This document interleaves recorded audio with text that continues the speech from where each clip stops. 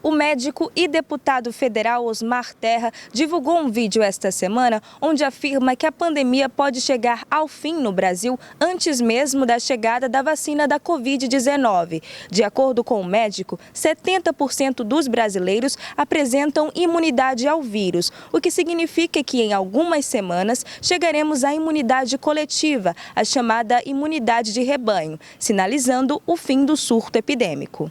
A discussão sobre a vacina para a Covid no Brasil está ignorando questões que são muito importantes, essenciais. Primeiro, as pessoas que se infectam com a doença, como regra, desenvolvem imunidade, desenvolvem anticorpos e ficam vacinadas naturalmente. Pela taxa média de letalidade no mundo, calculada pelo professor de Stanford, John Ioannidis, em 0,27%, temos hoje mais de 68 milhões de brasileiros que já foram infectados, curados e estão protegidos contra o vírus. Isso é muito mais do que os testes alcançam.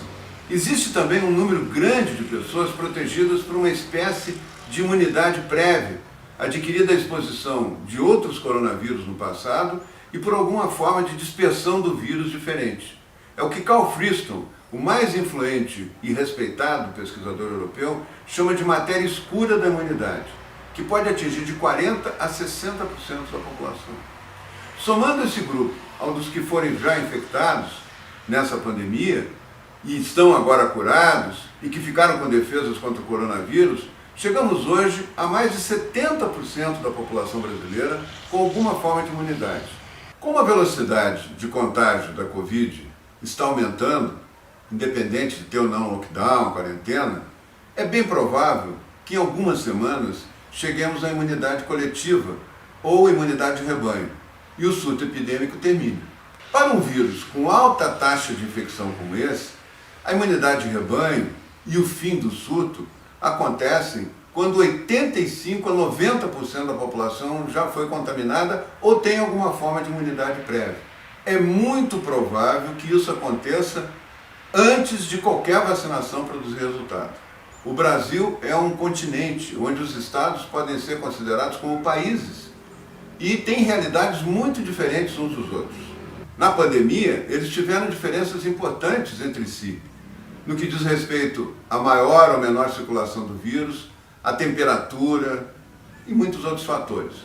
Por isso, alguns estados tiveram proporcionalmente muito mais casos da Covid e mais cedo do que outros. E por isso também tem um grau de velocidade de contágio diferente. Uns mais atingidos no início chegarão à imunidade de rebanho primeiro que os outros, mas todos chegarão em algumas semanas. Primeiro deverão ser os do Norte, Nordeste, Rio e São Paulo, os mais atingidos nos primeiros meses. Por último, deverão atingir a imunidade de rebanho os estados do Sul e Minas Gerais, onde o vírus circulou mais tardiamente. As vacinas são importantes, mas tem que oferecer segurança. Isso quer dizer sem risco de morte ou com poucos efeitos colaterais. E eficácia, que é o percentual de vacinados que ficam realmente imunes. Por isso, tem que testar muito antes de ser aplicado. Em dezenas de milhões que deverão receber vacina, se 1% tiver efeitos colaterais adversos, poderemos ter um problema igual ou maior do que a Covid. Em nome da segurança e eficácia das vacinas, devemos fazer como em todas as vacinações anteriores aconteceu. Testes e mais testes, com tempo suficiente para observar e ter garantia de resultado com o menor dano possível. Também como aconteceu em todas as pandemias anteriores, a vacinação natural, feita diretamente pelo contágio com o vírus, vai anteceder no tempo a vacinação feita pelo serviço de saúde. Assim, a vacina de qualquer laboratório será importante para prevenir surtos futuros e não para terminar com o surto atual, que terminará pela imunidade de rebanho natural.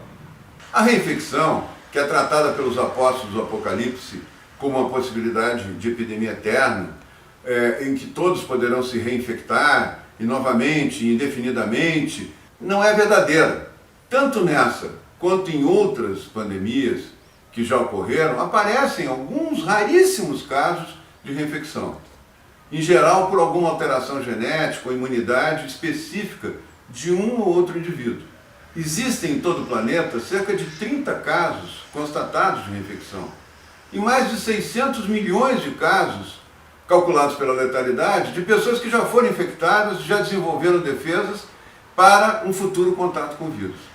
Por isso, meus amigos e minhas amigas, nós estamos aqui para falar para vocês de que vocês têm que ter mais informações e não só a geração de medo, de pânico que as notícias da grande mídia televisiva fornecem, para que possam julgar essa questão e entender melhor o funcionamento desse vírus.